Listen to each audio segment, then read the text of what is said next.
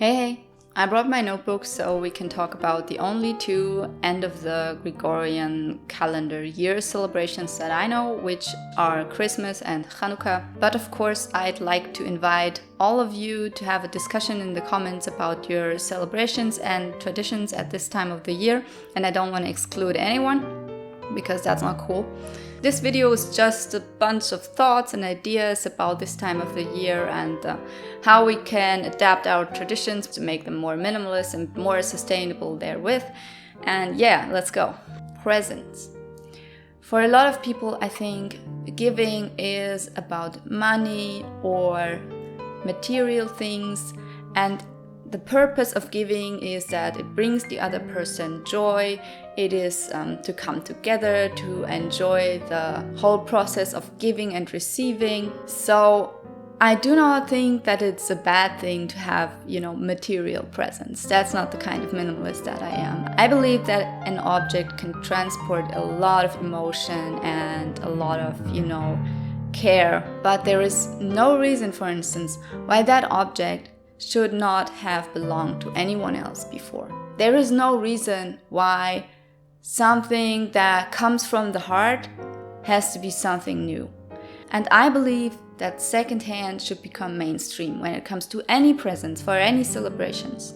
So what I wish for at the end of the year would be, can we please all make secondhand mainstream? Can we normalize secondhand presents? Or DIY and simple things, and especially secondhand clothing. I mean, there is a reason why there is even a term called pre-loved clothing. It's not old clothing or cheap clothing. It's called pre-loved. It's called secondhand. It means someone had it before and actually liked it. And well, they don't like it anymore, all right, but you can. There is no reason why you wouldn't, just like technically, every sweater in your closet is secondhand, or at least it's used. I mean, it's your hand, so it's like the first, I guess, if you bought it new. But this stuff is not new. It's not new one day after you bought it. So what is the difference? Why do people not like secondhand gifts? I mean, I feel it's like, something you just don't do. You don't give someone something old. And even DIY gifts are kind of out of fashion. That is something that, kids do for their parents. And yeah, it's cute, but I like it because it's from my kid, I don't see it that way. I think that DIYs can be really beautiful and good. And, if you really go to the cemetery of ideas, Pinterest, and you check out the more creative DIYs, the more difficult ones maybe, I'm sure you can find something for anyone. But we all prefer to keep it simple in a way that we keep it simple for ourselves. I actually believe that there is a lot of giving in making something for someone else. A lot more than in buying, actually. And I mean that in the most polite way that I can possibly say it in. But try to think about it. If you are like that, if you are anything like me a few years ago, you might think like, no, I want something new. I want something brand new. I don't want a refurbished phone. I don't want an old sweater. I don't want some pants made of an old skirt of my aunt. Why not? Why don't you want that, actually? Okay, so now that I'm done giving you tough love, we can go on and talk about the fun stuff, right? Let's move on to gift wraps. Gift wrap, the stuff that you put around the gift for whatever reason. The reason is that you have this element of surprise, right? Because if you don't know what's in there, there's these like magic 3 seconds before you unwrap it and rip it open without even taking a look at it. That's the magic we all want on Christmas Eve night.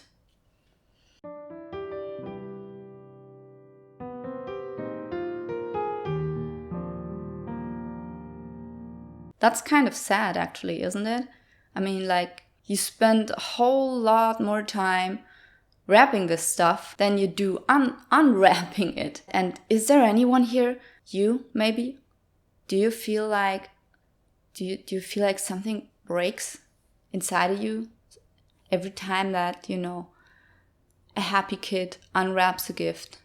that you took so much time to create, to make as beautiful as possible. And these little silver stars on there and the little blue ribbon, it hurts a little bit, right?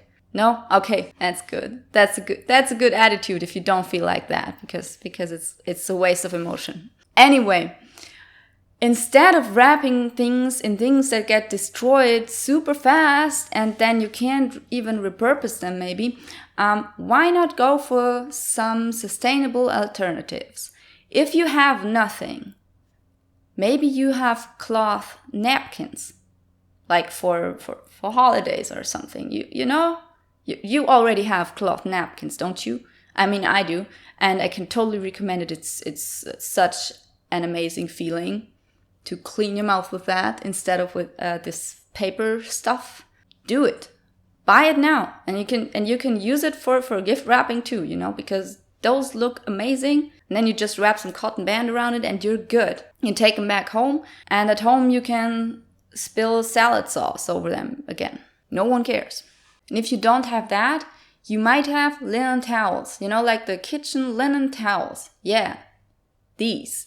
And don't think about this as something weird that will stick out and people will look at it and say, hey, what's that wrap? And weren't you able to afford like some real gift wrap? No, this is a great conversation starter, and you're gonna explain yourself, and you can say, yeah, you know, I'm a minimalist, I'm a sustainable eco warrior, and this is my gift wrap. We should all do it because it's cool. And no, I don't have anything against paper. I mean, I secretly do, but I can say it now, so I'm gonna be polite and say, hey, your gift wrap is perfectly fine. You do you. I adore that. It looks pretty, really, but I'm just so over that. Don't do that. Don't do that. But I think it can be a good conversation starter. And at no celebration, at no birthday, no Christmas, no Hanukkah, no nothing, did I ever have the problem that people said, this looks cheap, or this looks weird, or what is this? People were more like, oh, cool. You're into sustainability, right? That's what happens. And that is amazing. So don't worry about it too much, all right? Don't worry about being the weirdo. Then another option that I have when it comes to fabric gift wrap are these produce bags. You know, I use them. Okay, this one's dirty. That's a bad example. It's a little dirty here.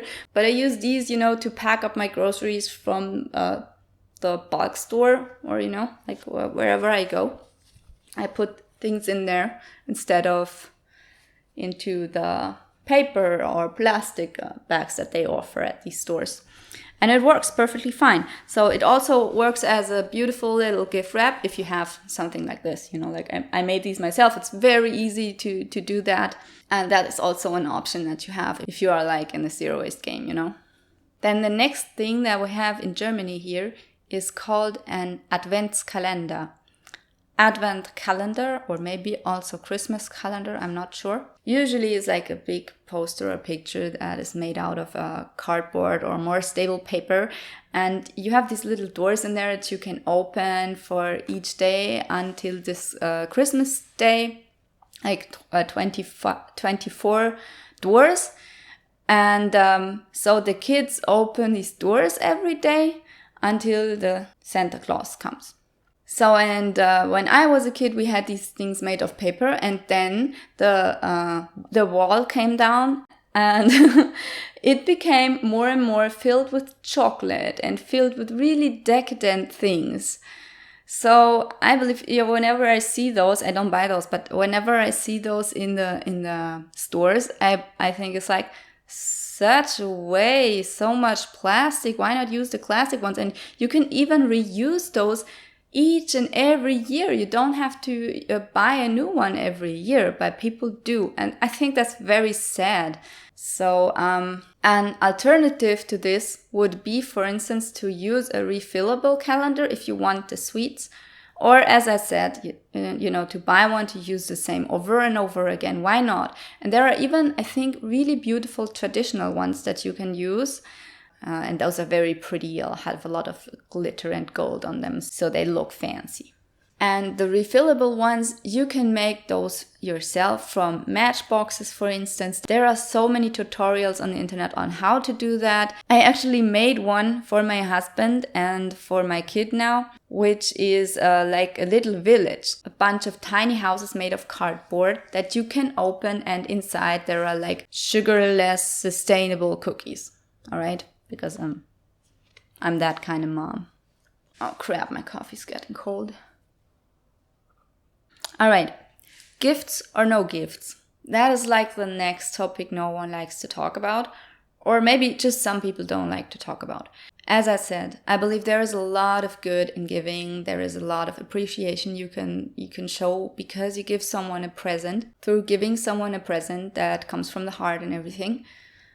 But there is also appreciation in not giving people presents, especially if they are minimalists. And that is something that if you are a minimalist, if you don't want presents, you need to communicate that. You need to communicate that you have appreciation for not being gifted something that you don't need.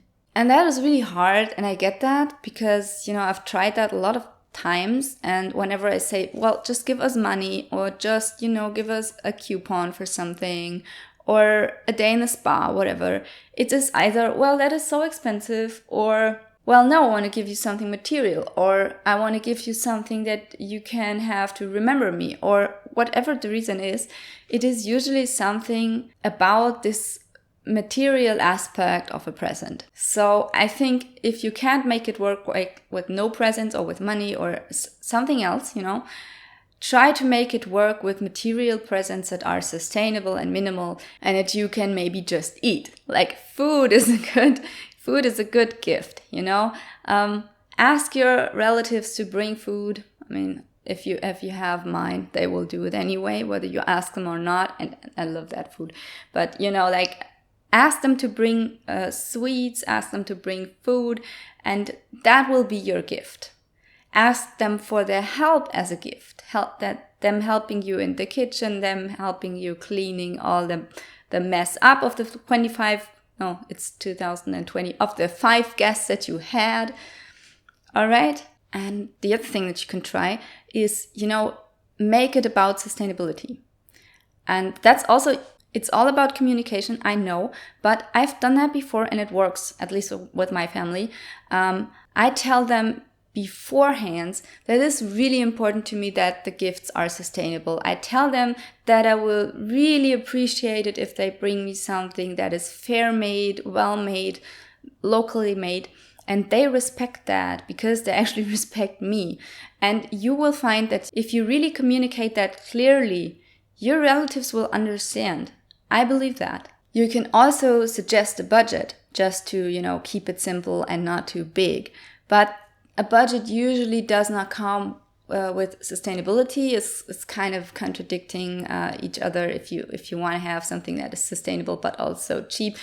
That usually doesn't work because sustainable stuff isn't cheap and usually. But you know what? I think that is not so bad because, if you are limited in that way, if you don't want to spend so much money, but you want to buy something sustainable, that limits the number of presents that you can buy, like out of itself. That is actually not the worst thing that can happen. So yeah, maybe I'm gonna do that. Maybe I'm gonna ask my relatives and I'm gonna say, don't spend more than bucks. And it should be sustainable. And then the challenge is on, I guess. Okay, now presents we talked about, I think. Then the next thing is natural decor, right? I don't know where you live, but I live in Germany and you can basically find everything outside here if you just go to a forest. You can find branches. You don't even have to take anything from the trees if that is forbidden or something. You can just pick it from the floor and you will find beautiful, cute things that you can use for decor. You don't have to buy anything and you don't have to buy anything made out of plastic especially. Just think of Tannenzapfen, what's it called? Fir cones and fir sprigs. Tannengrün. The green stuff from the fir tree, I guess. or any other tree that just looks like a fir tree. Sounds like fur, like the fur of a cat. I like cats. Okay, so now we got the gifts. We talked about how to wrap it or not wrap it, whether to even have gifts or not, and the whole calendar thing, and the decorations. What's missing? How do you get to your celebrations? Because you don't all live in the same place. You live all over America, Europe, the rest of the world maybe. I don't know. Germany is very small and my family is kind of all over the place. If my face is Germany, then part of my family lives here. Some live here, up on my eyeball. And some live here and also a few here. All right? So we got to get there somehow. And usually we take the train, because the weather in winter is not very car friendly and I don't like to drive through the snow and ice. But hey, thanks to global warming, that's no longer an issue. We could use the car. However, I do urge everyone that wants to visit me, and I do urge myself to take the train instead of the car. And at this point, I would also advocate for sharing a car and taking a bus, everything over one person in one car. Now, with the whole pandemic going on, you might want to make sure that you're safe. But let's just remind ourselves that Uber drivers still take people from A to B, right? So why shouldn't we do that with friends or other people that want to visit their loved ones? Just a thought. I have the strong feeling that this video is going to offend a bunch of people. And I'm sorry, actually, because that is not my intention. But, you know, if you thought about all these things for such a long time, after a while, you just think, why doesn't everyone do that? Why do so many people want to be comfortable over being conscious? And I don't get it. And I'm sorry if I don't get it, but I don't. All right? So I mean that in the politest way, everything that I suggest here. And, you know, I don't want to mess with your traditions or anything. But, you know, sometimes we are so used to all this comfort. We are all so used to getting everywhere easily. We forget that someone or something does pay for our comfort. So point number 8 or something. Speaking of traditions, maybe we could all use a little less meat this year. Like maybe you want to make one of the nights of dining and giving a night of veggie dining and giving.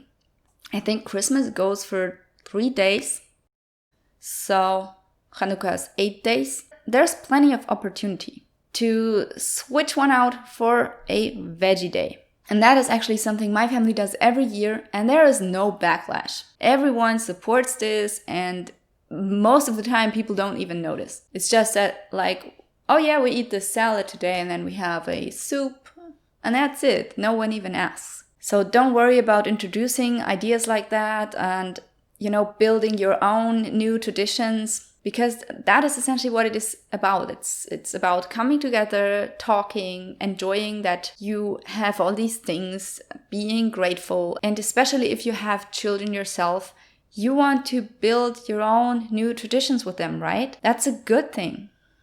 The same goes for the whole giving process. Why not make one night of presents, one night of giving, a night of donating? And that doesn't mean you have to use one of the days and make it a decluttering event, but just think about what you can declutter in advance, and then you donate this stuff together. Maybe you can inspire your family members and say like, hey, let's all think about what we can declutter beforehand, and then we will show each other the pictures of the stuff we got rid of and we donate it to charity. There are actually a lot of projects to help children that do not receive Christmas presents because they don't have parents. And I participate in these projects. I participated last year and got them some sustainable gifts. I think that is also a beautiful new tradition that you can introduce to your family. And whether you donate or whether you get something for someone else, just make like one night not about yourself, not about your presents, and think about all the other people out there that do not have the stuff that you do, that do not have the same opportunities and who are maybe lonely at this time of the year. I worked a bunch of hospital shifts actually on Christmas, the Christmas night and so on. And it's actually pretty sad who shows up there. there. So this is not just some theoretical thought for me, and it's not about feeling better about yourself, that you donated something, that you did something good, and you helped someone who you don't even know. It's not about making yourself feel better. It's that you give something away that will really help someone else, probably. And that's a good thing. And the more you do of that, the better, I believe. So, and maybe there are even better options than just donating stuff, like giving your time to help someone else. Help out in some project for the elderly, or in a project that helps children, and really do something. Invest your time without getting anything back, then maybe a thank you. Or not even that, but you will know that it'll make a difference. Okay, enough with the sad stuff. The last few things that I want to talk about are waste. Plastic waste, and waste in general, and food waste. Let's talk about plastic first. As I said, we use stuff like fabric napkins. We don't use the normal gift wrap. We use our reusable fabric scraps and, whatever.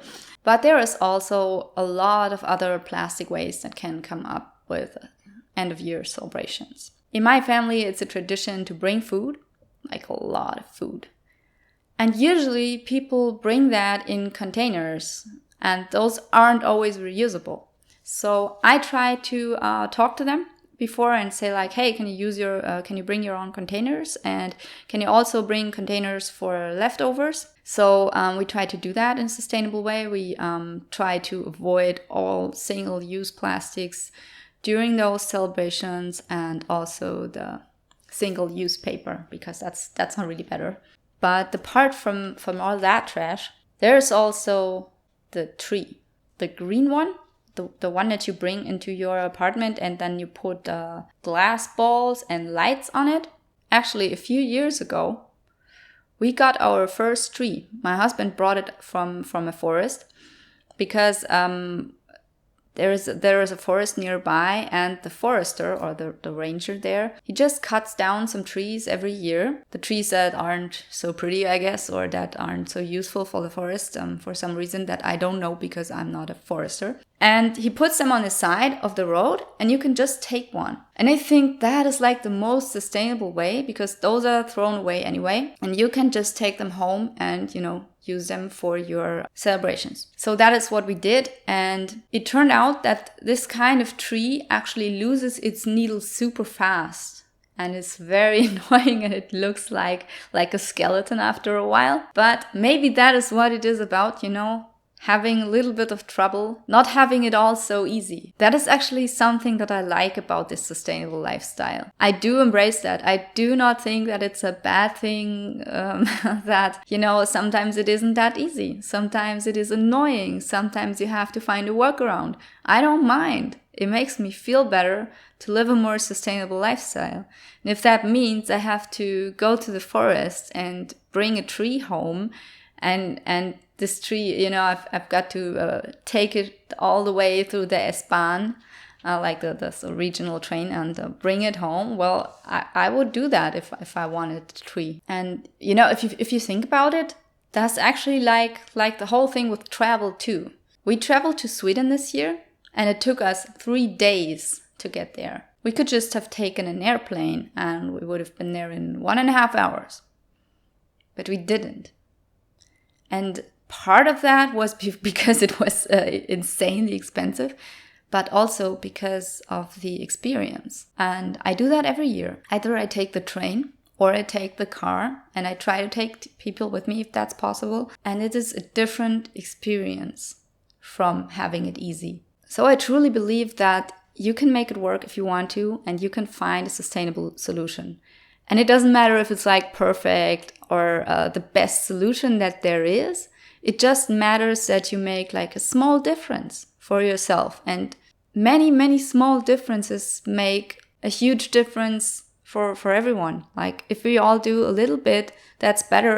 If 1 out of 10 people does it perfectly, that's not what we want. What we want is that everyone does something that they can, something that they feel good about. And it's not about perfection or the 0 in zero waste, all right? Anyway, about food waste. As I said, I think that we should all prepare for leftovers. So celebrations usually leave a huge pile of leftovers. So I try to encourage people to bring their own containers and bring enough of them so they can take home their food if they didn't need it, or so we can store it for another day. And then what you can also do is to research like leftover recipes. Like, what can you do from the food that you make, that you will offer? What can you do for the next day? That is actually the most sustainable thing that you could do, and it also saves you a lot of money. Another idea is that you can actually ask people what they like, what food do they want, what food do they expect, what can't they eat, are they vegetarians maybe? So you can prepare and you can reduce leftovers by that. And you can also try to keep it more simple, like not offer such a broad variety of foods.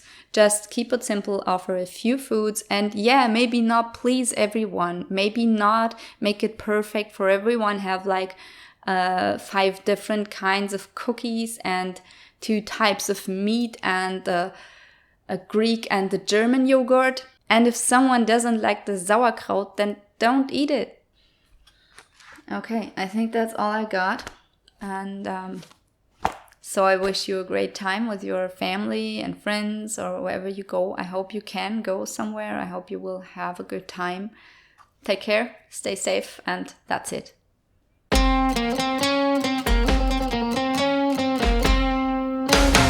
Hanukkah, oh Hanukkah, come light the menorah. Let's have a party, we'll all dance the hora. Gather around the table, we'll give you a treat. Said people mean to play with them like this. And while we are playing, the candles are burning low. One for each night, they shed a sweet light to remind us of days long ago. Hanukkah, oh Hanukkah, come light the menorah. Let's have a party, we'll all dance the hora. Gather around the table, we'll give you a treat. So people need to play with them like the sweet. And while we are playing, the candles are burning low. One for each night, they shed a sweet light to remind us of days long ago.